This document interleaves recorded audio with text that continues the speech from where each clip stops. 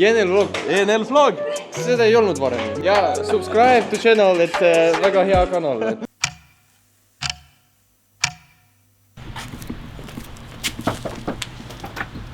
Lukus. Ei teistpidi. Ei, lukus. Kus me oleme jõudnud, Rudolf? Me oleme Sauga noortekeskusesse jõudnud. Mis siin toimub täna? Te väga siit tulla. Teises võime pakka tulla. Ma ei teadnud, teisel pool on õige uks ühesõnaga. Taga, okei. Kus me leidsime kohaliku bossi üles. Jaa, ilmselt küll, Joosep. Nii, ma lähen ütlen, et on siia teeks. Kohalik esindus on siin natukene kasin, aga ütleme niimoodi, et majanduslik olukord tahab parandamist ja noored peavad suvel tööl käima, nii et... Täna, 22. augustil, hakkab siin Sauga noortekeskuses osalusakadeemia. Nii et olge valmis, pange end valmis, kinnitage turvavööd ja läheme! Ma tõmban lihtsalt enda poole, aga ta ei tule. Kell on jõudnud sinnamaale, et osalusakadeemia peaks kohe peale hakkama. Lähme vaatame, mis selle tarbeks välja võlutud on. Vähemalt ametliku plaani järgi peaksime alustama tutvumisringiga. Vaatame, kuidas tutvumisring välja näeb ja kuidas tutvumine läheb. Kaarel, mis emotsioonid on? Ma just ei võtnud väga palju nachosid ja ma ei ole praegu teedil. Hästi on. Kivi-paber käri! Kaaritasime enda koos otsa. Kivi-paber käri! Okei, ma lähen nüüd Rudolfi taha ja kes kaotas on teise selja taga ja võitjad hakkavad siis üksteisega omavahel mängima kivi-paber käri. Nii et lõpuks tähendab seda, et meil on 2 kolonni ja ainult üks inimene saab võita. No nagu Fortnite'is on ju.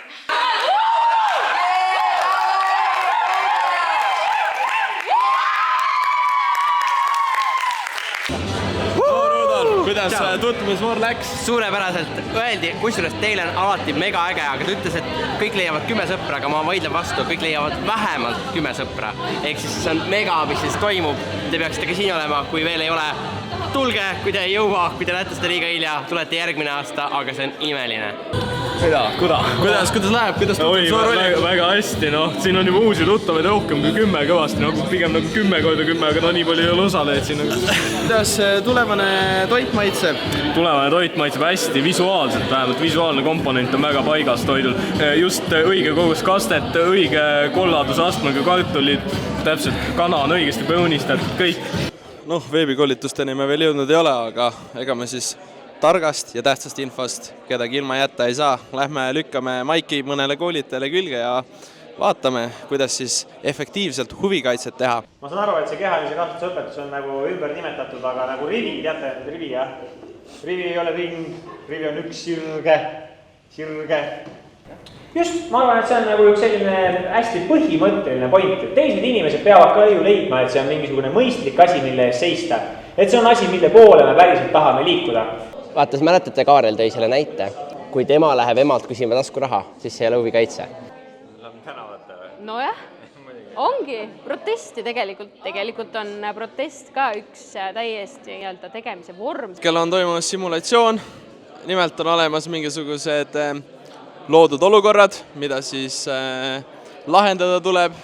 Teete natuke hiljaks, meil oli enne väga palju parem jutu ajamine, uskuge meid. Me olime 10 sammu ees Helenast. Welcome to my YouTube channel. Täna me räägime loodusest, mis meie Revala linnas on kõik nii halvasti.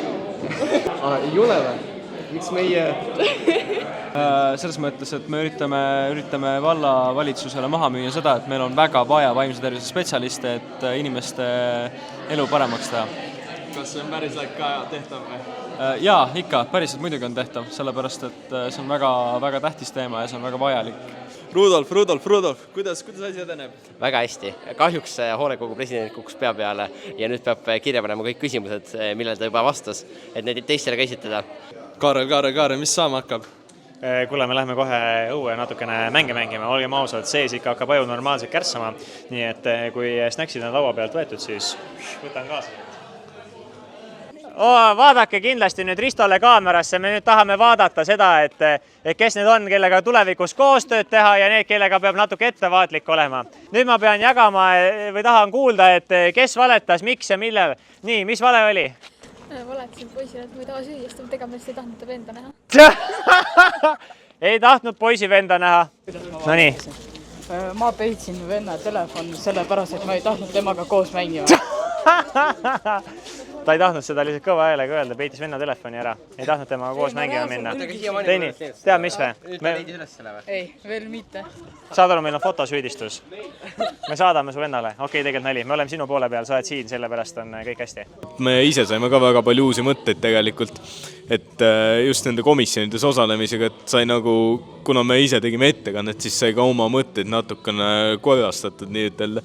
Kohe räägin. Esiteks tuleb täita neid suhkruümbrikuid, kirjutada inimeste kohta häid asju. Praegu hakkab häkaton, et siis brainstormida ideesi, et Erasmuse projekt, mida me kirjutame, saaks veel paremat täiendust. Ehk siis meil on väike sisend olemas juba osaluskogu juhtidelt, aga nüüd me saame siis nagu laiemat sisendit, et kirjutada üks hea ja päriselt aitav projekt. Ja milles see projekt on see, et järgmisel sügisel, 2025 sügisel on tulemas KOV-valimised ja meie tahame ja me töötame selle nimel, et kõik noored läheksid valima ja teaksid, miks minna valima, miks on tähtis ja nii edasi.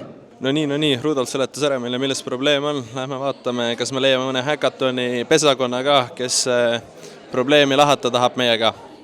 Veel juhin tähelepanu sellele, et tegelikult põhikoolides on ühiskonnaõpetus, mis on päris madal tasemel. Mõndes koolides on heal tasemel, sõltub õpetajast muidu, aga neid tunde on väga vähe. Ja me saaksime siis keskenduda nende nii-öelda tasuta pakettide väljaandmisega. Kas see on kõige efektiivsem viis seda teha? Kas see kõnetaks noori juba täiesti teine küsimus? No nii. Esimene päev osalusakadeemiat vähemalt siin majas on läbi saanud. Õhtul kindlasti veel mingisuguseid tegevusi, aga nüüd tuleb kiirustada ja ennustes urgumist siit pääseda. Tegelikult on niimoodi, et Kaarel ja Helen ootavad mind juba, nii et aeg kiirustada. Siin nad on, mu sõbrad, ootasitegi ära mind. Ma olen õnnelik. Okei, tegelikult ega neil ei oleks pääsu ka olnud selles suhtes. Me vlogime alati. Kas te tahate join? Ja. Nii et öelge, mida te arvate esimesest päevast? Palju te hästi punkte selle? 10. Kumb siis? 15 või 10? 10. Lõppude nägite ja nagu siin elus on, siis iga hea asi saab otsa, nagu täna see päev siin ja tõmbame kokku. Näeme juba, ma ei tea, mis kell on, aga igatahes homme hommikul läheb osalusakadeemia edasi. Küll on mingisugune 8 läbi natukene, see on teise päeva algus. Kaareli telefon mängib mingit meloodiat ja meest ennast ei ole, aga saame teise päeva alanuks kuulutada. Tegelikult on lood sellised, et teine päev on kätte saanud, kell on natukene 9 läbi, mis tähendab, et osalusakadeemia alguseni ei ole enam väga palju aega, hommikusöök kiirelt tehtud. Kuidas vibe on? Suurepärane, super. Meil on selline äge öö selja taga, radikad töötasid, aga keegi ära ei külmunud. Ja ühesõnaga ülihea hommikusöök oli, ülihea õhtusöök oli. Nüüd me lähme bussi peale ja siis saab hakkama teine päev. Me oleme tagasi siin, kus see kõik üks hetk alguse sai. Me oleme tagasi jõudnud Musta Majja ja osalusakadeemia teine päev on üsna kohe algamas.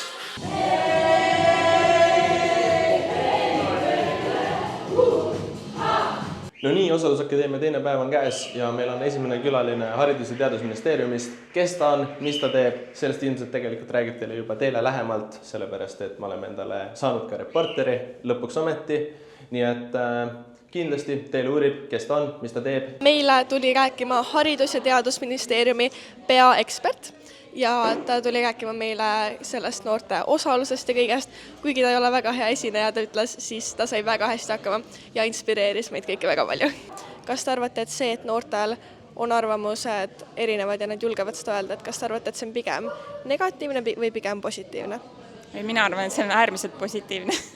Et arvamuste paljusus ongi see, mis viib meid tegelikult parima lahenduseni. Lähme vaatame, käime ringi, leiame veel äkki mõne noore, leiame veel äkki mõne E4 töötaja. Lähme vaatame, mis seal rääkida on. Ja... Kuidas oli olla lava peal? Oli väga hirmus?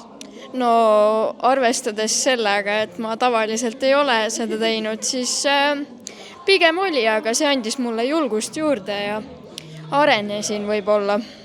Kui palju suudab Risto minust pilte teha, see on kindlasti üks asi, mis nagu väga on huvitanud mind ja mis on nagu üllatanud mind. Kui halvaks suudavad niiskid linad mu näonaha teha nagu. See on ikka suht julm. See on... Mingi lihtsalt seda, et mulle meeldib see, et mind üllatab see, kui hea tuju kõigil on. Mul on selline küsimus, et kas me jõuame üritusele? Millisele? Ma ei tea, korraldate minu teada mingisugust üritust, et kas jõuab toimuma? Muusikafestival või? Ma ei tea, praegu pidite mingit üritust tegema, ei või? Aga hea promo. Aga praegune üritus. Sina räägi. Kui te võtate seda praegust üritust, siis sellest me ei tea eriti praegu mitte midagi. Kuulge, ma ei tahaks öelda, et ma olen cool, aga ma olen räigelt cool. Okei, hetkel me saame öelda, et nüüd on meil 2 paneeli, ühes tehakse arengukava, teises tehakse sündmuskorralduse workshopi.